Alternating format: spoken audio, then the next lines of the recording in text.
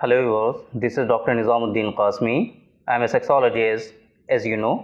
आपका स्वागत है, वेलकम है इरेक्टाइल डिस्फंक्शन के सीरीज़ के दूसरे एपिसोड में, जहां आज हम डिस्कस करेंगे, आपको बताएंगे इरेक्टाइल डिस्फंक्शन का जो एक कॉज है, फैक्टर है, जो कारण है मुश्तज़नी, जिसे हम लोग कहते हैं मास्टरबेशन जो लोग बहुत ज़्यादा करते हैं, मुश्तज़नी बहुत ज़्यादा करते हैं, वो पहले करते हैं लेकिन उसका जो रिज़ल्ट, जो नतीजा आता है वो बाद में आता है कि उनको इरेक्टाइल डिस्फंक्शन डेवलप हो जाता है उनके अंदर। तो आज के इस वीडियो में हम डिस्कस करेंगे कि जिन लोगों में एक्सेसिव मास्टरबेशन की वजह से अब इरेक्टाइल डिस्फंक्शन हो रहा है, तो अकॉर्डिंग टू यूनानी सिस्टम ऑफ मेडिसिन इसका क्या मैनेजमेंट है, किन मेडिसिन के थ्रू आप इसको ट्रीट कर सकते हैं, वो कौन सी यूनानी मेडिसिन की ड्रग्स हैं कि जिनका आपको यूज़ करना चाहिए अगर आपको ऐसी कंडीशन डेवलप हो जाए, आपके अंदर ये कंडीशन आ जाए। साथ में हम डिस्कस करेंगे आज के इस वीडियो में कि अगर आपने मास्टरबेशन बहुत ज़्यादा किया है, मुश्तज़नी इससे पहले आपने बहुत ज़्यादा की है, तो इरेक्टाइल डिस्फंक्शन के साथ साथ और इसके एसोसिएटेड सिम्टम्स क्या आ सकते हैं, क्या क्या और परेशानियां आपको हो सकती हैं, इसके साथ साथ और क्या लक्षण आपको आ सकते हैं और फिर उनका मैनेजमेंट क्या है, आप उनको कैसे ख़त्म कर सकते हैं, उसको कैसे क्योर कर सकते हैं। तो ये सारी चीज़ें आज के इस वीडियो में हम डिस्कस करेंगे। पहले एपिसोड में हमने आपको बताया था कि इरेक्टाइल डिस्फंक्शन क्या होता है, इरेक्टाइल डिस्फंक्शन के कितने टाइप्स हैं, कितनी तरह का इरेक्टाइल डिस्फंक्शन होता है, उसके क्या पॉसिबल कॉजेज़ हैं, और इससे पहले जो उसके कॉजेज़ में एक कॉज था कि टेस्टोस्टेरोन के लेवल के कम होने की वजह से, टेस्टोस्टेरोन की डिफिशियंसी की वजह से जिन लोगों में इरेक्टाइल डिस्फंक्शन होता है, तो उसका क्या मैनेजमेंट है अकॉर्डिंग टू यूनानी सिस्टम ऑफ मेडिसिन, उनके लिए क्या ख़ास ड्रग्स हैं, क्या दवाएँ हैं जिनका यूज़ करके वो इरेक्टाइल डिस्फंक्शन को क्योर कर सकते हैं। तो वो फर्स्ट एपिसोड में हमने डिस्कस किया था। अगर आपने वो वीडियो नहीं देखी है तो यहाँ आई बटन पे क्लिक करके उस वीडियो को भी ज़रूर देखिए, वो भी बहुत इंपॉर्टेंट है। तो दूसरा जो इरेक्टाइल डिस्फंक्शन का कॉज है, फैक्टर है मास्टरबेशन, मुश्तज़नी। जो लोग मुश्तज़नी करते हैं, आमतौर पे इसको कहा जाता है कि बचपन की गलती, लेकिन वो बचपन में नहीं होता है, जवानी के बाद ही होता है। और बहुत ज़्यादा जो लोग मास्टरबेट करते हैं उन लोगों में आगे चल कर के परेशानी आती है कि उनको इरेक्शन नहीं होता, ना मॉर्निंग इरेक्शन होता है, ना ही वो जो है जब भी सेक्सुअल एक्साइटमेंट होता है और रिलेशन में आना चाहते हैं तो इरेक्शन वो अचीव नहीं कर पाते, या इरेक्शन थोड़ा बहुत आता है उसको मेंटेन नहीं कर पाते, हल्का फुल्का इरेक्शन आएगा फिर वो मेंटेन नहीं कर पाएंगे, वो सबसाइड हो जाएगा। तो ये कंप्लेंट आगे चल कर के आती है। इसके साथ में एसोसिएटेड सिम्टम्स उनको आते हैं कि उनको वीकनेस बहुत ज़्यादा लगती है, कमज़ोरी बहुत ज़्यादा लगती है, स्पेशली जिस वक्त वो मास्टरबेट कर रहे होते हैं उस वक्त तो बहुत ज़्यादा वीकनेस हो जाती है, उनकी बोन्स वीक हो जाती हैं, क्योंकि जो सीमेन है हमारा, ये most of the zinc, fructose, इस तरीके से जो इम्पोर्टेंट हमारे न्यूट्रिएंट्स हैं, साल्ट्स हैं, वो कंटेंट होता है उसमें। अब वो मास्टरबेट करके बार बार उसको निकालते रहते हैं तो हमारी बॉडी से जाहिर सी बात है ये चीज़ें कम हो जाती हैं, निकल जाती हैं, जिसकी वजह से अब बॉडी में वीकनेस बहुत ज़्यादा आती है। तो एसोसिएटेड सिम्टम्स की अगर हम बात करें तो एक सबसे इम्पॉर्टेंट ये है कि उनमें वीकनेस होगी, उनकी बोन्स वीक होंगी, उनका ब्रेन वीक होगा, उनका याददाश्त जो है, हाफजा, वो बहुत ज़्यादा वीक हो जाएगा, कुछ भी वो याद नहीं कर सकेंगे, रिमेंबर कुछ भी नहीं कर पाएंगे, उनकी मेमोरी जो है वो बहुत ज़्यादा वीक हो जाती है। ये एसोसिएटेड सिम्टम्स आते हैं। उनकी आईसाइट बहुत ज़्यादा वीक हो जाती है, आँख बहुत ज़्यादा कमज़ोर हो जाती है, डाइजेशन उनका ख़राब हो जाता है, ईडी की प्रॉब्लम तो होती ही है, इसके साथ साथ ये प्रॉब्लम्स हो जाती हैं, उनको बैक पेन होता है, कमर में बहुत ज़्यादा दर्द होता है, सीमेन उनका वो जो है बहुत ज़्यादा पतला हो जाता है, हाइड्रोस्पर्मिया हो जाता है। तो इस तरह के एसोसिएटेड सिम्टम्स उन लोगों में आते हैं साथ में इरेक्टाइल डिस्फंक्शन के। तो ये इरेक्टाइल डिस्फंक्शन का जो हमारी सीरीज़ है उसका दूसरा एपिसोड है। दूसरे एपिसोड में हम डिस्कस कर रहे हैं, आपको बता रहे हैं कि मास्टरबेशन बहुत ज़्यादा करने की वजह से, एक्सेसिव मास्टरबेशन की वजह से, बहुत ज़्यादा मुश्तज़नी करने की वजह से किसी शख्स में इरेक्टाइल डिस्फंक्शन डेवलप हो सकता है। उसके साथ साथ एसोसिएटेड सिम्टम्स क्या क्या आएंगे वो हमने आपको बता दिया। अब अगर हम बात करें कि इसका मैनेजमेंट क्या है अकॉर्डिंग टू यूनानी सिस्टम ऑफ मेडिसिन, इसको हम क्या कैसे ट्रीट कर सकते हैं, इसके लिए हम क्या ख़ास दवाएं हैं जिनका यूज़ करके हम इन एसोसिएटेड सिम्टम्स के साथ साथ में इरेक्टाइल डिस्फंक्शन को भी हम ट्रीट कर सकते हैं।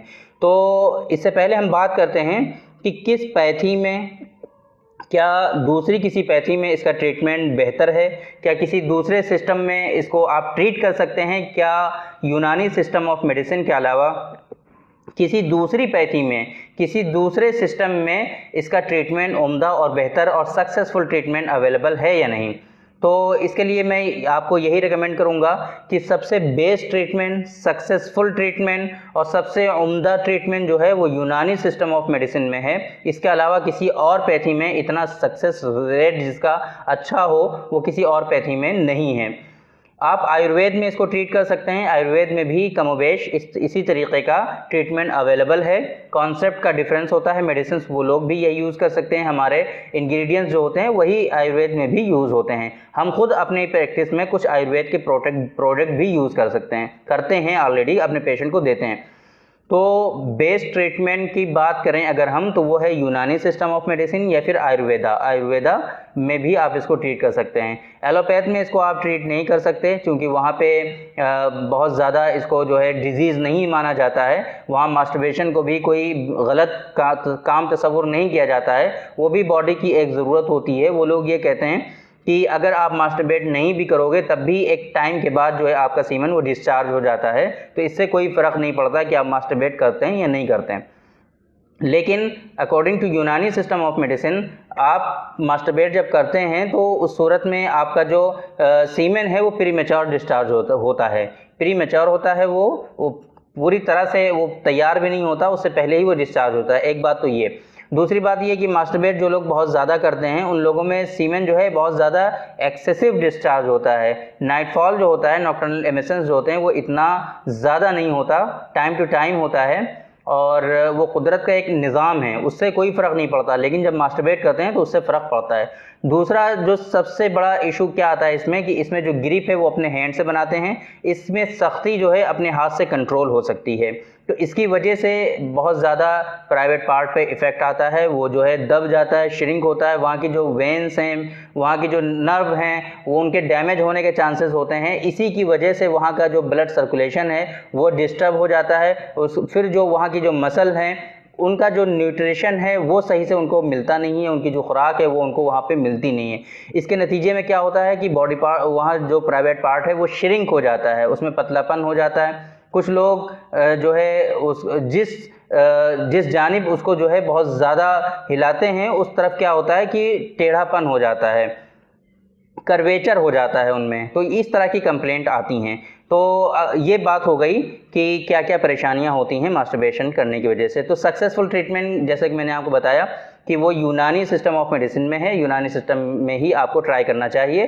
इसके जो फिजिशियन हैं जो प्रैक्टिस करते हैं यूनानी सिस्टम ऑफ मेडिसिन में प्योर, आप उनसे कंसल्ट करिए, उनको अपनी परेशानी बताइए, एग्जामिन कराइए, तो फिर इसका सक्सेसफुल ट्रीटमेंट आपको ज़रूर मिलेगा।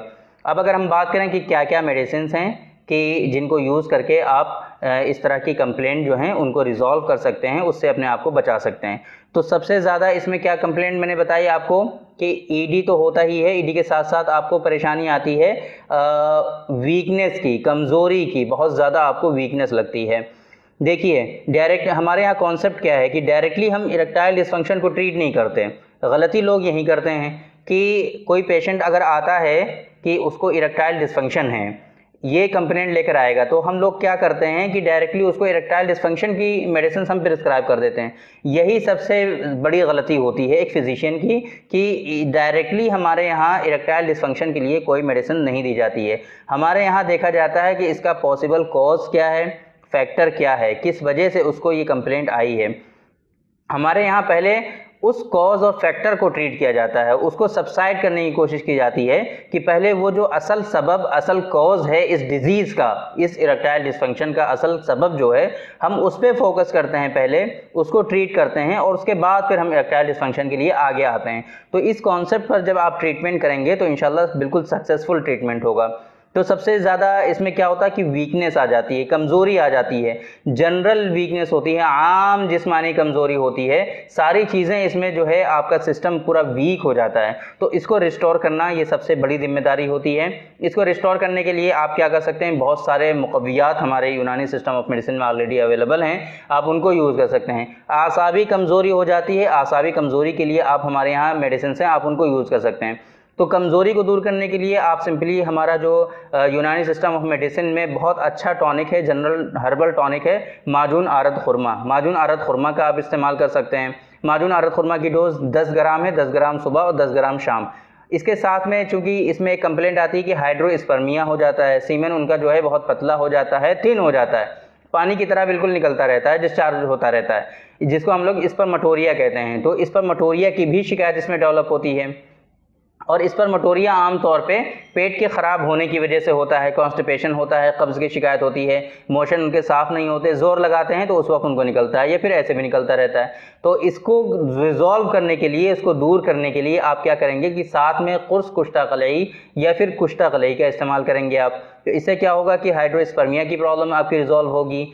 जिरियान स्पर्मेटोरिया को रिजॉल्व करने के लिए आप कुर्से जिरियान का इस्तेमाल कर सकते हैं, जिरियानी का इस्तेमाल कर सकते हैं, माजून जिरियान खास का इस्तेमाल कर सकते हैं। ये मेडिसिन हो गई कुछ। या फिर इसी तरीके से क्रेज कंपनी का धातु पौष्टिक चूर्ण आता है, वो आप यूज़ कर सकते हैं। हमारा स्पर्मोजेनिक है, वो यूज़ कर सकते हैं आप हाइड्रोस्पर्मिया के लिए। और फिर दूसरी कंप्लेंट्स के लिए स्पर्मोजेनिक का भी रिजल्ट बहुत अच्छा है। स्पर्मोजेनिक की डोज 2 ग्राम है, आधा चम्मच सुबह और आधा चम्मच शाम। ये मेडिसिन हो गई कुछ आपके जनरल वीकनेस को लेकर के। अब आसाबी कमज़ोरी हो जाती है, आपका जो प्राइवेट पार्ट है वो श्रिंक हो जाता है, वहाँ पे सर्कुलेशन डिस्टर्ब हो जाता है, ब्लड का सर्कुलेशन वहाँ पे सही नहीं होता, इसकी वजह से वहाँ वो जो है वो श्रिंक हो गया। अब क्या है कि इरेक्शन भी नहीं हो रहा है। तो अब सबसे पहले हमें क्या करना है, सबसे पहले ये करना है कि वहाँ का जो सर्कुलेशन डिस्टर्ब है, ब्लड फ्लो सही नहीं हो रहा है, प्राइवेट पार्ट तक पहुँच नहीं रहा है, उसको रिस्टोर करने की कोशिश करनी है। अब वो कैसे करेंगे आप, लोकल एप्लीकेशन के लिए कुछ ऑयल होते हैं, आप उनको अप्लाई कर सकते हैं। रोगन खरातीन है, रोगन बीर बहुटी है, रोगन सुर्ख है ना। इसी तरीके से रोगन तिला है, तिला सुर्ख है। इसी तरीके से फरबा ऑयल आता है। इस तरीके के बहुत सारे ऑयल मार्केट्स में अवेलेबल हैं, जिनसे क्या होता है कि सर्कुलेशन वहाँ का इम्प्रूव होता है, ब्लड सर्कुलेशन वहाँ का बढ़ेगा। अब जाहिर सी बात है, जब सर्कुलेशन वहाँ का बढ़ेगा, ब्लड सर्कुलेशन इंक्रीज होगा, तो अब वहाँ का जो नरिशमेंट है, जो न्यूट्रिएंट्स चाहिए होते हैं वहाँ के मसल को ग्रो करने के लिए, वो वहाँ पे पहुँचने लगेगा। क्योंकि हमारी बॉडी के मसल्स की जो खुराक है वो ब्लड के थ्रू ही मिलती है, ब्लड से ही उनको सप्लाई होती है। तो अब वो मिलने लगेगा, धीरे धीरे क्या होगा, खुद ब खुद वहाँ का जो श्रिंकेज है, जो वहाँ की वीकनेस है, तो वो दूर हो जाएगी, वो रिजॉल्व हो जाएगी। अब उससे क्या होगा कि धीरे धीरे आपके अंदर जो इंटरनल स्टेमिना है, इंटरनल पावर है, वो काम करना स्टार्ट कर देगा और धीरे धीरे इरेक्शन भी आने लगेगा। आमतौर पे ऐसे लोगों में टेस्टोस्टेरोन का भी इशू होता है, टेस्टोस्टेरोन का लेवल जो है वो डिक्रीज हो जाता है। तो ऐसी सूरत में मैंने आपको पिछली वीडियो में भी बताया था कि आप हमारा स्पर्मोजेनिक यूज़ कर सकते हैं, जौहर खुसिया यूज़ कर सकते हैं, माजून मुगल्लिस जवाहर वाली यूज़ कर सकते हैं, और भी डिफरेंट बहुत सारे इसके प्रोडक्ट हैं जो कल की वीडियो में हमने बताया था, आपको पहले एपिसोड में डिस्कस किया था। आप वो देख करके उसको ट्रीट करने के लिए क्या क्या मेडिसिन हैं वो आप देख सकते हैं, उनको यूज़ कर सकते हैं और उसको रिजॉल्व कर सकते हैं। साथ में एक प्रॉब्लम और आती है कि इसमें गैस्ट्रिक इश्यूज़ होते हैं। जैसे कि मैंने आपको बताया था, गैस्ट्रिक इश्यूज़ भी आपको आते हैं, कॉन्स्टिपेशन हो जाता है, कब्ज़ की शिकायत हो जाती है। तो इसको रिजॉल्व करने के लिए आप क्या करेंगे कि जवारिश जालिनूस का इस्तेमाल कराएंगे। आप जवारिश जालिनूस दोनों टाइम 10-10 ग्राम खाने के बाद इस्तेमाल कराएंगे, एक चम्मच सुबह में, 1 चम्मच शाम में, दोनों टाइम खाने के बाद। भूख नहीं लगती है उनको, पेट में भारीपन रहता है, जो भी खाते हैं वो डाइजेस्ट नहीं होता, बॉडी उनकी बहुत ज़्यादा वीक हो जाती है, कमज़ोर हो जाती है। तो अब ऐसी सूरत में उनको क्या करना चाहिए, जिगरीना सिरप आती है, जिगरीन सिरप आती है हमदर्द कंपनी की, वो आप यूज़ कर सकते हैं। जिगरीना कैप्सूल आते हैं, वो यूज़ कर सकते हैं आप। सिरप आती है मेडिको कंपनी की लिव एंटाजाइम DS, बहुत अच्छा रिजल्ट है, आप उसको यूज़ कर सकते हैं। जिन लोगों में कॉन्स्टिपेशन है वो रात में कुर्स मुलय्यन हल्के गुनगुने पानी से यूज़ कर सकते हैं। बहुत ज़्यादा फ्लैचुलेंस की शिकायत होती है, कुर्स अल्कली यूज़ कर सकते हैं। तो ये सारे डाइजेशन से रिलेटेड इशूज़ हो गए, उसके लिए आप क्या क्या मेडिसिन यूज़ कर सकते हैं वो हमने बताया। तो ऑलमोस्ट यही सारी कंप्लेंट आती हैं इसमें, और जो लोग मास्टरबेशन करते हैं उनमें यही सारी कंप्लेंट आती हैं, यही सारी प्रॉब्लम्स होती हैं। बोन्स बहुत ज़्यादा वीक हो जाती हैं और बहुत ज़्यादा पेन होता है इसमें। तो आप हब्बे सुरंजान, रोगन सुरंजान आप लोकल एप्लीकेशन के लिए दे सकते हैं। रोगन सुरंजान हल्का सा गर्म करके आप जहाँ जहाँ पे दर्द हो रहा है, जॉइंट्स में पेन हो रहा है, आप वहाँ पे अप्लाई करा सकते हैं। रोगन सुर्ख को अप्लाई करा सकते हैं। इसी तरीके से आप हब्बे सुरंजान और हब्बे अज़गन दे सकते हैं, आप ओरली दे सकते हैं। सुबह शाम 3-3 टैबलेट्स सुबह शाम आराम से दीजिए, इससे उनको जो इस तरह की जो कंप्लेंट होंगी वो रिजॉल्व हो जाएंगी। तो यही सारे इसके जो एसोसिएटेड सिम्टम्स होते हैं, जो लोग एक्सेसिव मास्टरबेशन करते हैं, मुश्तजनी करते हैं, उन लोगों में इरेक्टाइल डिस्फंक्शन तो आता ही है, साथ में जो एक्सेसिव मास्टरबेशन की वजह से जो एसोसिएटेड सिम्टम्स आते हैं, ये सारे सिम्टम्स आते हैं जो मैंने आपको बताए हैं। और उनके लिए आपको मैंने ड्रग्स भी बता दी हैं कि अकॉर्डिंग टू यूनानी सिस्टम ऑफ मेडिसिन कौन कौन से मेडिसिन यूज़ कर सकते हैं अगर आपको एसोसिएटेड सिम्टम्स इस तरह के आएंगे। अगर आपको इरेक्टाइल डिस्फंक्शन है तो क्या क्या यूज़ कर सकते हैं आप। तो ये पहला स्टेप है कि अगर एक्सेसिव मास्टरबेशन की वजह से आपको ईडी डेवलप हुआ है, उसके साथ में एसोसिएटेड सिम्टम्स ये हैं, तो इसका ट्रीटमेंट का पहला स्टेप यही होता है कि जो जितनी भी इंटरनल वीकनेसेस हैं, अंदरूनी कमज़ोरियाँ जितनी भी हैं, उनको पहले रिजॉल्व किया जाए, उनको ख़त्म किया जाए। जब वो सारी चीज़ें 1 महीना यूज़ करने के बाद पेशेंट ये फिर बताता है कि अल्हम्दुलिल्लाह मैं काफ़ी अच्छा फील कर रहा हूँ, काफ़ी बेटर फील कर रहा हूँ, जो परेशानियाँ थी मेरी वो आधी से ज़्यादा मेरी ख़त्म हो चुकी, अब धीरे धीरे हल्का फुल्का इरेक्शन भी आने लगा, मेरी भूख भी लगने लगी, खाना भी डाइजेस्ट होने लगा, कमज़ोरी जो लग रही थी वो भी दूर हो गई, जॉइंट्स में पेन जो हो रहा था वो भी ख़त्म हो गया, कमर में जो दर्द हो रहा था वो भी ख़त्म हो गया। ये सारी बातें वो बताएगा आपको। अब क्या करना है कि उसको इरेक्शन को इम्प्रूव करना है। आपको इरेक्शन को इम्प्रूव करने के लिए आप क्या करेंगे, आप हब्बे निशात का इस्तेमाल कराएंगे, माजून निशात अंगेज़ का इस्तेमाल कराएंगे, आप लबूब कबीर जैसी दवाएं देंगे आप, ताकि अब उसके जो प्राइवेट पार्ट में जो है हरकत हो, उसको जो है एक तरह से चाबुक मारी जाए कि अब जो है उसके अंदर स्टेमिना आ गया, पावर जनरेट हो गया, जो वीकनेसेस थी वो ख़त्म हो गई, वहाँ का जो सर्कुलेशन है वो डिस्टर्ब हो गया। तो अब क्या करना है कि उसको एक तरह से आपको बस स्टिमुलेट करना है, ऑर्गन को स्टिमुलेट करना है, बस वो स्टिमुलेट करते ही धीरे धीरे वो अब नॉर्मल वर्क करने लगेगा। इसके लिए क्या करना है आपको, मैंने जैसे आपको कुछ मेडिसिन बताई हैं, आपको आयुर्वेद कंपनी की भी कुछ मेडिसिन बता देते हैं आपको, मेडी पावर है, मेरी गोल्ड है, इस तरह की जो मेडिसिन हैं, हर्बल कैप्सूल आते हैं इसके लिए, हर्बल पावर कैप्सूल के नाम से आप वो यूज़ कर सकते हैं। हब्बे निशात मैंने आपको बताया, माजून निशात अंगेज़ आपको बताया, माजून जलाली का आप इस्तेमाल कर सकते हैं। ये सारी ड्रग्स हैं जो कि आपके इस तरह से स्टिमुलेट करने के लिए इस्तेमाल की जाती हैं, प्राइवेट ऑर्गन को स्टिमुलेट करने के लिए।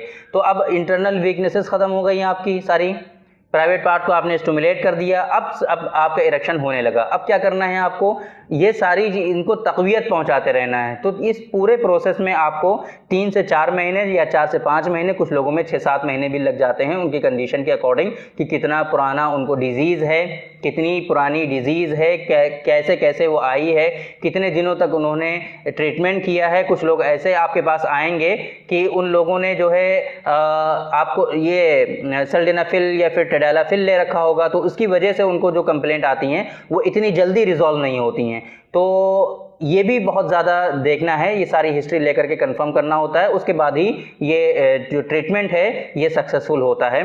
तो ये मैंने पूरा कॉन्सेप्ट बता दिया आपको कि कैसे यूनानी सिस्टम ऑफ मेडिसिन में आप इसको ट्रीट कर सकते हैं, इसको रिजॉल्व कर सकते हैं। बाकी अगर आपको किसी तरह का इश्यूज़ है, कोई कंप्लेंट है, आपको परेशानी है, तो डिस्प्ले पे मेरा नंबर है, आप हमसे व्हाट्सएप पे अपॉइंटमेंट बुक करके हमसे कंसल्ट ज़रूर करिए एक मरतबा। हम अल्हम्दुलिल्लाह हमारे पास सक्सेसफुल ट्रीटमेंट है, यूनानी कॉन्सेप्ट को समझ करके, आपकी हिस्ट्री ले करके उसके अकॉर्डिंग ही मेडिसिन आपको प्रिस्क्राइब की जाती हैं और बाय कोरियर मेडिसिन आपके यहाँ भिजवा दी जाती हैं। तो थैंक यू वेरी मच। आज की इस वीडियो में इतना ही। फिर हम कल फिर हम आपको बताएंगे कल दूसरी वीडियो में, तीसरा एपिसोड होगा हमारा कल, उसमें हम डिस्कस करेंगे, आपको बताएंगे किसी दूसरे कॉज और फैक्टर के बारे में हम डिस्कस करेंगे, इरेक्टाइल डिस्फंक्शन के, और फिर उसके एसोसिएटेड सिम्टम्स क्या आएंगे, उसको कैसे रिजॉल्व कर सकते हैं आप, ये सारी चीज़ें हम डिस्कस करेंगे कल की वीडियो में। तो ये बहुत इंपॉर्टेंट सीरीज़ है हमारी, बहुत ज़्यादा इंपॉर्टेंट है, इरेक्टाइल डिस्फंक्शन के बारे में हम डिस्कस कर रहे हैं। ये बहुत ज़्यादा इंपॉर्टेंट सीरीज़ है, अगर एपिसोड वाइज हम डेली डिस्कस कर रहे हैं। अगर आपने हमारे चैनल को अभी तक सब्सक्राइब नहीं किया है तो सब्सक्राइब ज़रूर कर लीजिए, ताकि टाइम टू टाइम आपको हमारी वीडियोज़ मिलती रहें। तो थैंक यू वेरी मच। आज की इस वीडियो में इतना ही। इंशाल्लाह फिर मुलाकात होगी आपसे किसी दूसरी वीडियो में, हम डिस्कस करेंगे आपसे किसी दूसरे टॉपिक पर। तब तक के लिए इजाज़त दीजिए। अस्सलामु अलैकुम।